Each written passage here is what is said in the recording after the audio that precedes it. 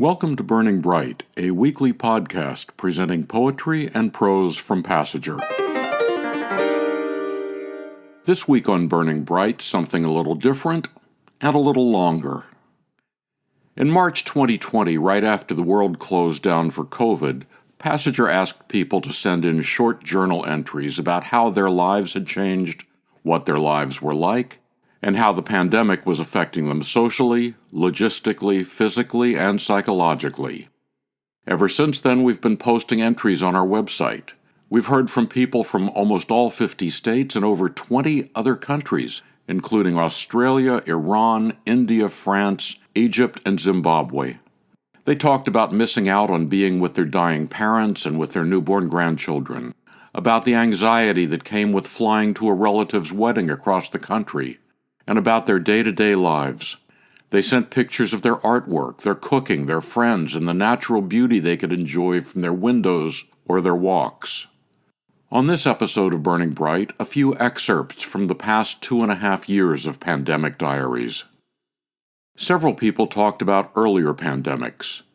Judith Beth Cohen said, "I regularly walk in the 17th century cemetery near my home. I walk among the graves of New England colonial settlers and their descendants, 400 years' worth of bodies. As I wandered past the familiar tombs, I thought about another epidemic, the great throat distemper of 1751. Though only about 100 died, that was nearly 10% of the entire town population. By May 1752, the pandemic had subsided, but with so many deaths, the colonists needed 2 new cemeteries. That throat distemper was diphtheria, and until 1923, there was no vaccine." Maureen Woodcock said, "I've always had a curiosity about the 1918 pandemic. As a kid, I read articles and thumbed through magazines and books, looking at photographs of men and women wearing masks. Recently, I found archival military documents about my grandmother, who was a nurse during the Great War. I read for the first time about her pandemic experiences. Now, over 100 years later, I'm able to connect her 1918 to my 2021. Gloria Kropf said her 99-year-old aunt has been sheltering in place in the long-term care community she's part of. Her aunt said, "Your mother was 4 years old and she had diphtheria.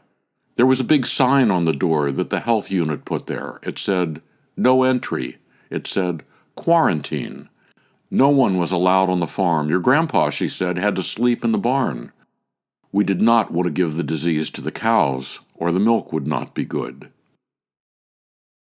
And finally, Lynn M. Knapp. "My husband and I found in our basement my grandmother's 90-year-old Singer, the dream machine she bought new on contract. The machine she used to craft dresses for herself and her girls in the 1930s. I think of my grandmother feeding fabric through this machine. She lost her 24-year-old husband in November 1918 to the Spanish flu in boot camp. But my grandmother was afraid of nothing, not closing the eyes of a neighbor who died in her sleep, not her own failing heart. I can only hope my small portion of that courage will carry me through this, the pandemic of my life." Those were about people's connections to earlier pandemics. This second set of Pandemic Diaries excerpts is about glimmers of hope. Rich Bates is weary of his own company. "I tried journaling and grown numb. I try meditating without my Zen Sangha and nap sitting upright. I watch the birds flutter at the feeders and am mesmerized into catatonia. But memory serves, and I return to tiny but explosive things. A goldfinch watching me as he plucks a kernel from the feeder, chops it in half, letting the tailing fall while he tongues the remainder down his throat. A song sparrow splashes in the mini bird bath and then serenades me from the crabapple overhanging our fence. The telescope collapses to the microscope, but life still pulses." Wendy Watson's a teacher and a guidance counselor. She said, "I gaze into dark Zoom frames of kids' lives, and I smile when they turn on their video cameras.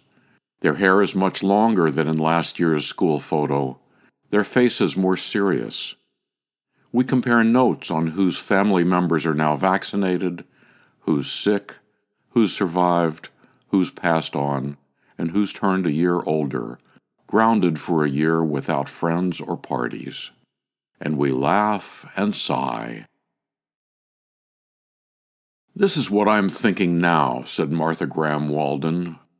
"We will never take for granted the sacred social gatherings we used to revel in for the holidays and during the summer. The simple pleasure of sitting in a restaurant, enjoying a meal that we do not have to cook, hugging a friend in greeting or while saying goodbye, going to the movies or to a live show. We will never take for granted being alive without the constant threat of death stalking us in the air." Amy Cotler imagines that when this is over, my voice will be silken. Not silken tofu, but silken that's silkier than cream of mushroom soup on a cold day.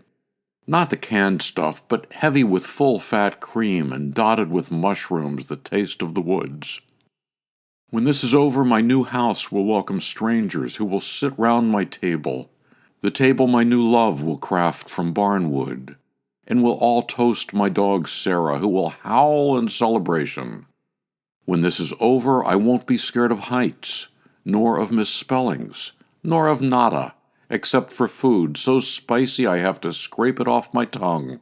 When this is over, after I fly over my new house, I'll land gracefully, feet first, in a field of soft grain, and lay there on my back, looking up at clouds the shape of chocolate chip cookies, the soft kind, and each chip will shout hello. Mary Alice Dixon remembers the story her grandmother told of her traditional Naxi firmament cape. Worn only on the backs of women, the cape was made of dark sheepskin, embroidered with stars and moon. "She carries the stars and the moon on her back," is a saying I learned that describes both the cape and the women who wore it. Women who rose by starlight to toil by moonlight. Women who worked in fields so dark they could hardly see their hands. Their capes were reminders that they carried both the burden and the glory of heaven's work on their backs. These women believed that just as they could not see the stars and the moon they wore on their backs, so too the night sky always carried light, even if hidden behind clouds. COVID-19 has everyone, everyone, women and men, star and moon carriers, Mary Alice said. As the sun rose this morning, I knew it would be a heavenly day. Ellen Reichman said, "We're all doing the best we can. Those that go over and beyond to help others are my heroes. I've learned that friendships and relationships change due to distance, fear, time, attitudes. I've learned about letting go. Nothing is forever. I've learned that Rabbi Hillel's words mean more to me now than ever. If I am only for myself, who will be for me? If I am not for others, what am I? And if not now, when?" Tricia Knoll wrote, "This pandemic seemed to simplify many things. Nowhere to go, no one to talk to live, no hanging out at a coffee shop. But nothing stands still. My daughter and her husband are going to have a baby in late September. Today, snow is melting. Blue sky. The frog pond is almost ice clear. I took some pruners to the wild rose bushes and hung up my ergonomic snow shovel. My first husband's birthday is tomorrow, and now he is a woman I've adopted as a sister. The Canada geese are coming back. I'm shocked that it doesn't seem that long since they were going the other way." This from Pia Wood. Home from the first concert in 2 years, in bed humming that tune from years ago. I think, we have escaped from the quiet of the pandemic. We have arrived from the pandemic shedding our morning dark blue, black, and gray moods. We have pierced the shield of the pandemic while moving fast, running hard, and jumping over new hurdles on a dare of finding joy. We have danced away from the pandemic, leaving the slow drag behind. We have twirled away from quarantine corners. We have shifted gears to speeds that affirm. Life is short. Tonight at the concert, bold and muted colors floated around me as I shimmied and bounced like I did at my high school prom. Tonight I double-clapped my hands like a genie granting the world's wish to make the sorrowful pandemic memories disappear into the boogie of the music. Susan Milord said, "Whenever I leave home, I have my mask on. In fact, most people wear masks when they're in public. We've learned to smile with our eyes." Finally, this. Dayana Moreno says she started singing to witness the beauty of a new chapter. But now I sing and share in the sorrow of the loss of lives. Death never chased me before. Funerals were for strangers most of the time. The people who passed away remained nameless to me. But now I see the sweet lady who made cakes for every church bake sale and called me Mija.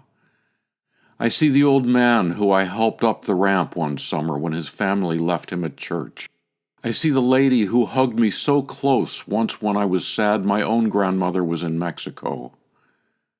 My life has been a collection of memories that revolve around the people around me. Now I remember every Mass as a name I say in my prayers every night, hoping they're resting in peace.